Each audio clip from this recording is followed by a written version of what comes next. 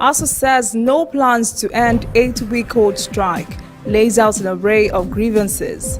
Ekiti State Deputy Governor calls on military authorities to reopen highway checkpoints to curb kidnappings and robbery on highways in the state.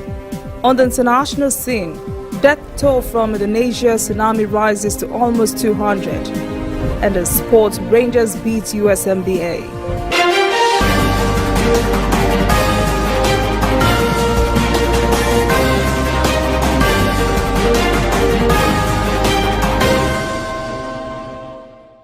This is ANN News. I am Olajumoke Olatunji. The 8-week-old ASUU strike will continue, and this is because President of the Academic Staff Union of Universities, Professor Biodun Ogunyemi, told newsmen in Lagos over the weekend there were no plans to end the strike because 6 meetings with government representatives since November when the strike started has yielded no fruitful result. Ogunyemi has asked the government to replace the chairman of the negotiating committee, Dr. Wale Babalakin. ASUU president says this was as a result of ASUU's experience of inobjectivity during more than a year of negotiations. He blamed the federal government for not yet releasing the 20 billion naira it promised in 2017. Ogunyemi also blames the government for not making any payment commitments for the outstanding 5 tranches of the 1 billion naira Needs Assessment Intervention Fund for revitalization of public universities. Ogunyemi also said arrears of shortfalls in salaries had not been addressed and there was no agreed date for payment of claims to affected universities. Senate President Bukola Saraki says it has no power to unilaterally stop paying the salary of Plateau Senator Joshua Darie, who has been convicted of financial crimes. Saraki said to stop the payment, Attorney General of the Federation would have to send in a request. Darie, who was Plateau State Governor from 1999 to 2007, was sued by the Economic and Financial Crimes Commission and was convicted and sentenced in June to 14 years in prison. The sentence was reduced to 10 years in November. The Socio-Economic Rights and Accountability Project, SEREP, had sued, asking the Federal High Court in Lagos to order the Senate presidents to stop salary payments to Darie and to ask the former governor to refund all the salaries paid to him since his conviction. Ekiti State Deputy Governor Chief B.C. Egbeyemi has called on military authorities to reopen the highway checkpoints that had been removed because of the holidays. He made the call in Ado-Ekiti during a familiarization visit to officials and members of state chapter of the Nigerian Union of Journalists, NUJ. The deputy governor said that checkpoints should not be removed at this time in light of an uptick in crimes like kidnappings and robberies on highways in the state. He mentioned some highways where crimes are prevalent and from where the checkpoints had been removed. Chairman of NUJ's corresponding chapel in Ado-Ekiti, Sam Nwakwo, told the deputy governor NUJ members in the state would ensure ethical news reporting with no bias, sectionalism, and no sensationalism. The Nigerian Army has again promised it would remain neutral in the upcoming elections next year. It has also promised to ensure a peaceful and conducive environment for the elections. The promises were reaffirmed by the General Officer Commanding 6th Division, Nigerian Army Port Harcourt, Major General Jamal Shaham, while inaugurating a gunboat for troops of Operation Delta Safe in Ogoloma, Okrika local government area of the state. Shaham commended the Sector 3 Commander of OPDS, Colonel Ismail Oloyede, for his oversight in ensuring the building and completion of a 25-bed space transit accommodation for troops' welfare. He encouraged the troops to give back by performing more and being more dedicated so they can accomplish their mandate.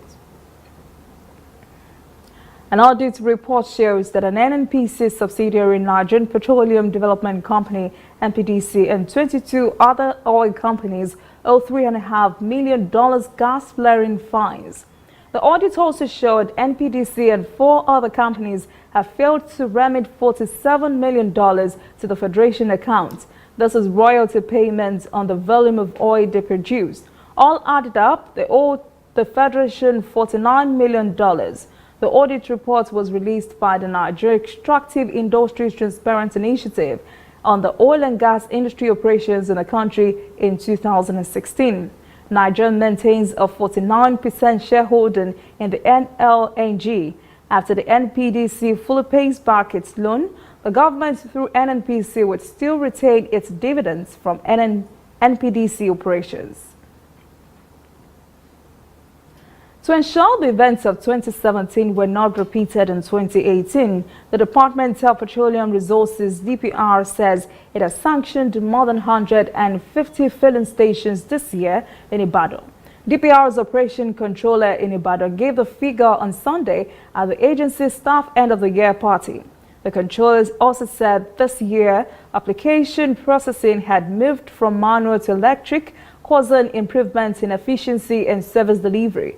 The agency says it has been very efficient this year, implementing federal government's directives completely.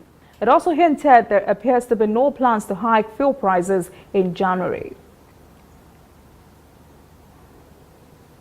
And this could be a therapeutic Christmas for some indigent hospital patients in Owerri, whose medical bills have been paid by a non-governmental organization. Collins Rich Foundation says in a spirit of love and Yuletide, it has paid off hospital bills for indigent patients at the Federal Medical Center in Owerri. It has also donated bags of rice, gari, toiletries and other food items to widows and motherless homes for Christmas celebrations.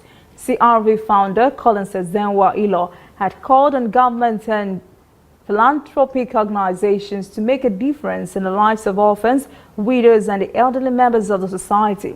CRV has paid hospital bills for at least 15 indigent patients who were being held by various medical facilities in the state. He said these classes of people who form a sizable part of the citizenry must be adequately cared for to reduce poverty in the society. Coming up, African stories. ECOWAS says the single currency for West African countries originally scheduled to take off in 2020 would not be possible. And later, international stories, death toll in Indonesia's tsunami rises to almost 200.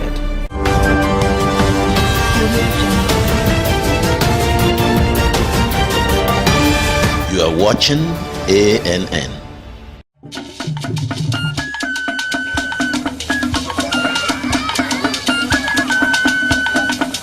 Are you sure you want to do this? Adam, go and bring us your husband. Okay, hello baby. We're in this together, okay? Can you hear me? Keep coming forward. Wait, stop. You okay, lean to your right. Keep walking down. Keep walking to the left. Yes. You're almost here. Keep going. You are here. Wow, you did it. I'm just so glad I didn't have to use my cane to do this. And I am so glad no other man got you before me. Let me be your eyes.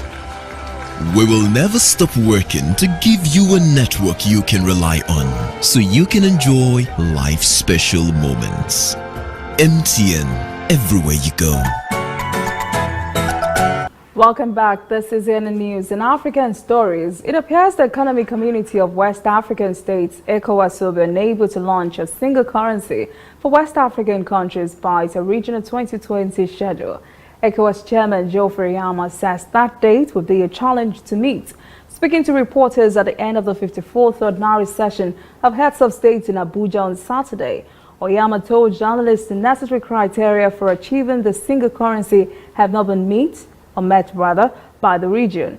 To make this a reality, Chairman Oyema also says Nigeria's foreign minister said the region's governors of central banks, finance ministers and experts are working together to make this a reality.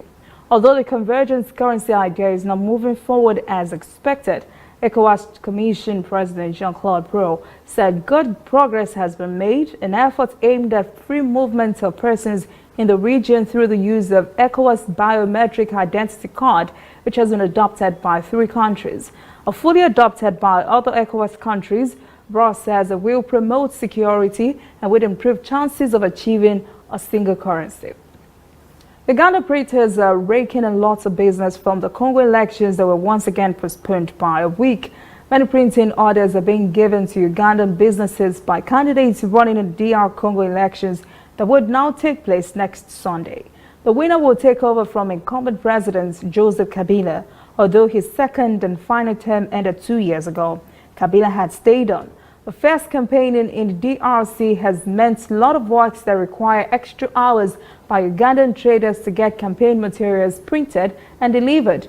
The bone in Uganda is supported by a lack of high-powered three-phase power lines that could support the type of machines needed for printing the materials, so it is less expensive to print them in Uganda than in DR Congo.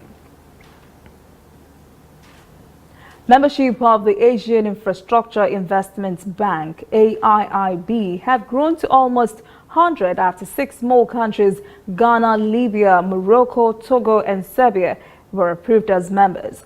AIIB Vice President and Corporate Secretary Sir Danny Alexander says the bank's membership has increased from 57 in 2016 to 93 now, spanning every continent. He says the growing African and European membership in the bank reflects the importance for growth and development of interregional business relationships. The 6 approved countries will officially become AIIB members after completing required procedures and depositing their first capital installment with the bank. A plan that would enable peacekeepers in Somalia to start liberating regions still being held by Al-Shabaab has been approved by the African Union Peace and Security Council. Blueprint for the plan, called Concept of Operations or CONOPS, will empower the African Union mission in Somalia to begin flushing out Al-Shabaab remnants from Middle Juba beginning in the new year. AMISOM will collaborate with Jubaland State Forces and the Somali National Army. CONOPS will guide AMISOM operations for 2 years until 2021. Although Al-Shabaab has been driven out of most parts of the country, it still controls Middle Juba. The CONOPS documents will have to be approved by AU and senior officials of Kenya, Burundi, Uganda, Ethiopia, and Djibouti countries that contributes troops to AMISOM. A sugar project jointly owned by the Ugandan government, community members, and a private investor in the north of the country has been razed by many fires in 3 days. 600 acres of mature sugarcane are reported to have been destroyed in the fires that are suspected to be caused by arson. Finance Minister Mathieu Kasaya has visited the site and toured other developments at Atiek Sugar Project in an effort to find solutions and calm frayed nerves. During a meeting with area leaders, farmers and investors, the minister appealed for calm in the area which had been formerly ravaged by war. Several concerns were raised by the community and investors, including insecurity from neighboring South Sudan and some police undiscipline in the area. The current consecutive fires have destroyed more than 2 billion shillings worth of sugarcane seed crop. And almost 3,500 goats and sheep have died as a result of what Burundi authorities call a sheep and goat plague. Food and Agriculture Organization FAO says the plague is a highly contagious animal disease that affects small animals. FAO says the disease can infect a whole herd and kill up to 2/3 of infected animals. Some of the goats killed were among the 5,500 the government had distributed to farmers in a project financed by the World Bank. Some of the dead goats were imported, prompting FAO to assume a possible breach in vaccination schedules in Burundi. FAO and World Bank experts say they would not rule out the presence of the disease in Burundi before the big outbreak. When we return international stories, almost 200 Indonesians have died in the tsunami that hit over the weekend after an underwater earth movement. And later sports, Rangers beat USMBA. Stay with us.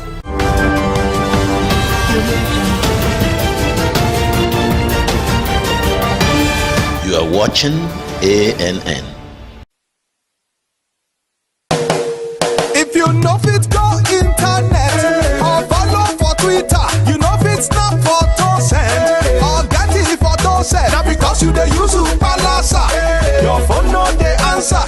See me see wahala.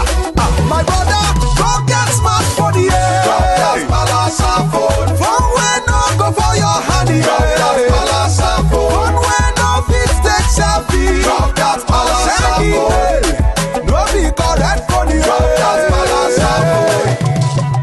to a smartphone today and get double data for 6 months on any MTN data bundle you buy. Simply purchase a smartphone from any store, anywhere in Nigeria, or bring your current smartphone from any network. Insert your MTN SIM card to start enjoying your double data bonus. Offer is open to all new and existing MTN subscribers. Join the largest smartphone movement today. Make it up for your 100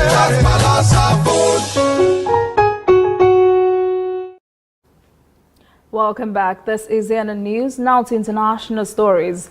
This has been a tragic year for Indonesia as more deaths are recorded in the deadly tsunami that occurred on Monday morning.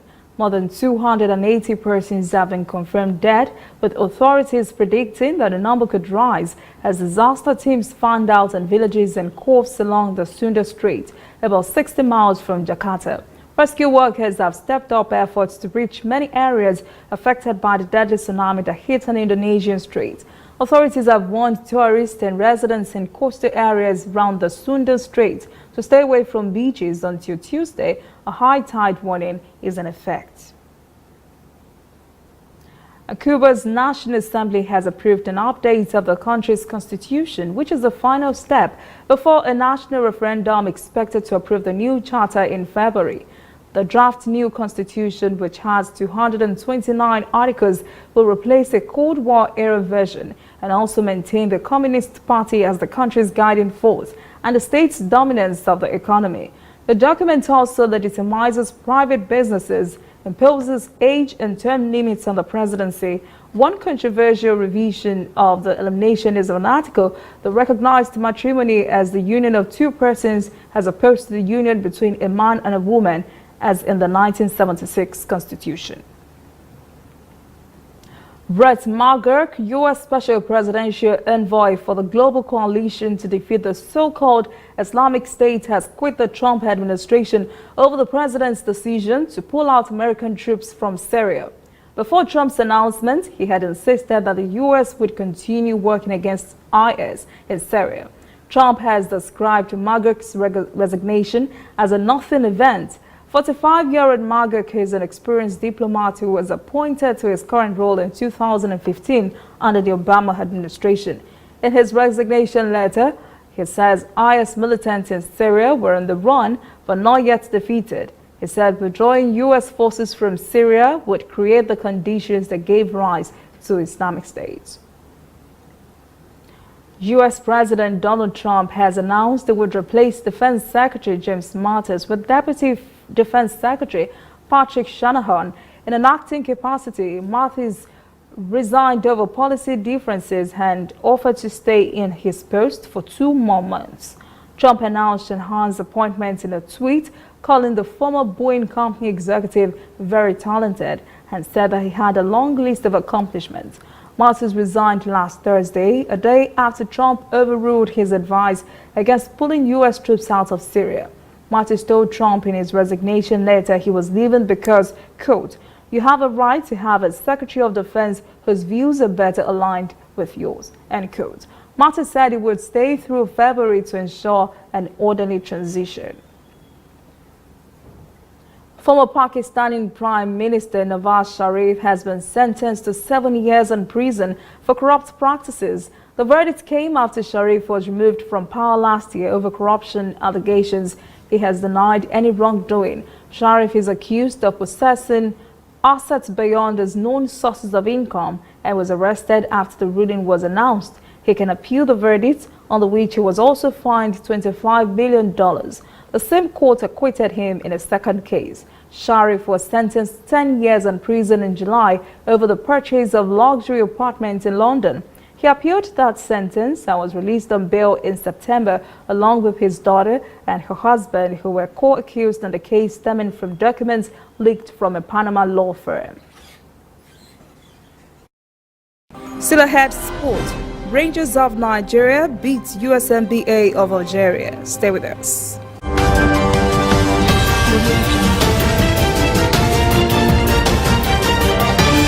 You are watching ANN.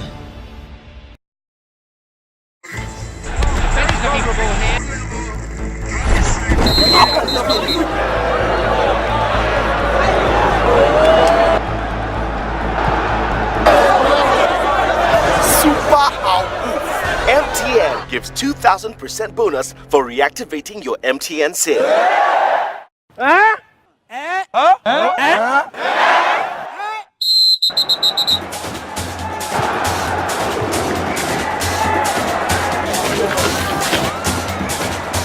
That's right. If you haven't used your MTN SIM for 45 days or more, recharge now and get 2,000% bonus. That's right, 2,000% bonus for your first recharge of every month.